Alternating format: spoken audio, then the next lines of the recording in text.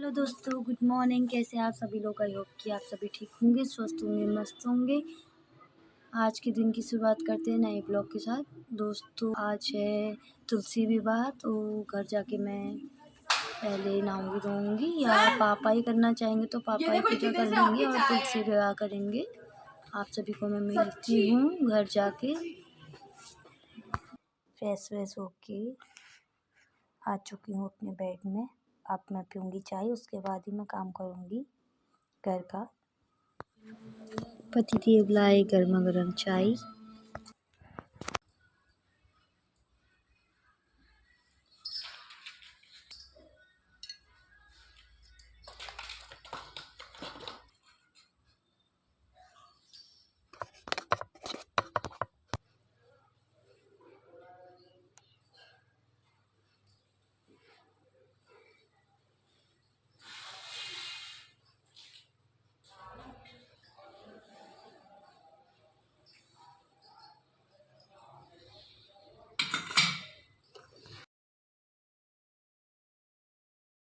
Hello दोस्तों, कैसे हैं आप सभी लोग? आई होप कि आप सभी ठीक होंगे, स्वस्थ होंगे, मस्त होंगे।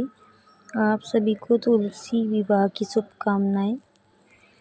सबसे पहले मैंने तुलसी में पानी चढ़ाया, फिर उसके बाद मैं दिया और धूप करी।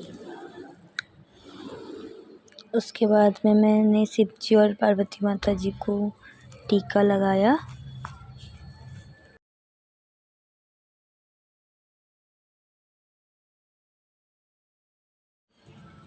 उसके बाद मैंने फूल चढ़ाए।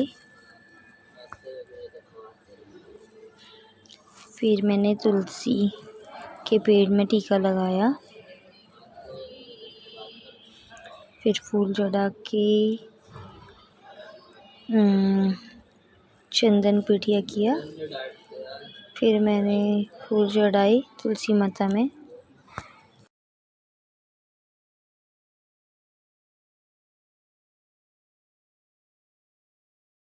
उसके बाद मैंने बांधा कलावा, क्योंकि कलावा शुभ माना जाता है।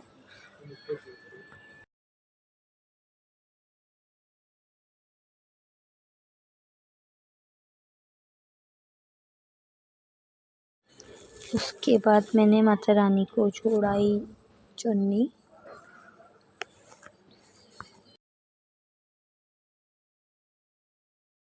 उसके बाद मैं श्रृंगार पिटारी खोल के श्रृंगार के सारे सामान निकाले, जिसमें कंघी, सिंदूर, काजल, बिंदी और चरेव आया हुआ था।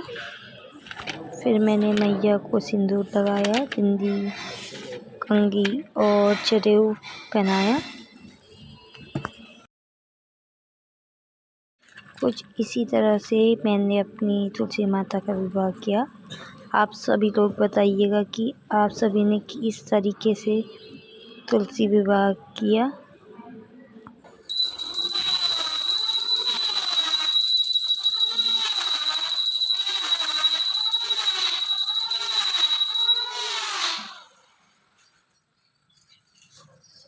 आप सभी को मेरा प्रणाम। दोस्तों, कैसे हैं आप सभी लोग? आई होप कि आप सभी ठीक होंगे, स्वस्थ होंगे, मस्त होंगे।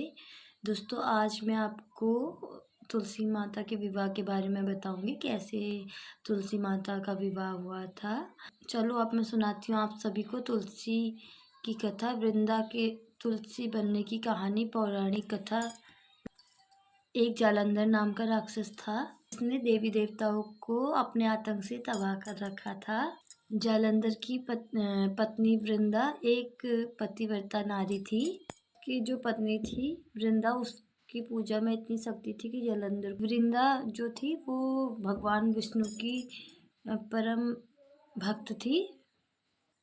वृंदा भगवान विष्णु की भक्त थी, जो जब जालंधर युद्ध करता था तो वो उसमें विजयी पाता था भगवान विष्णु की वजह से। एक दिन जो जालंधर था, उनने स्वर्गलोक में आक्रमण कर दिया था, जिसके बाद सभी देवी देवता भगवान विष्णु के पास गए। भगवान जी से अपनी रक्षा करने के लिए बोला। भगवान विष्णु इस बात को जानते थे कि वृंदा थी उसकी भक्ति को कोई भंग नहीं कर सकता। जो वृंदा थी उसकी भक्ति को कोई भंग नहीं कर सकता था। जो वृंदा थी उसकी भक्ति के भंग किए बिना वो जालंधर से लड़ नहीं सकते थे।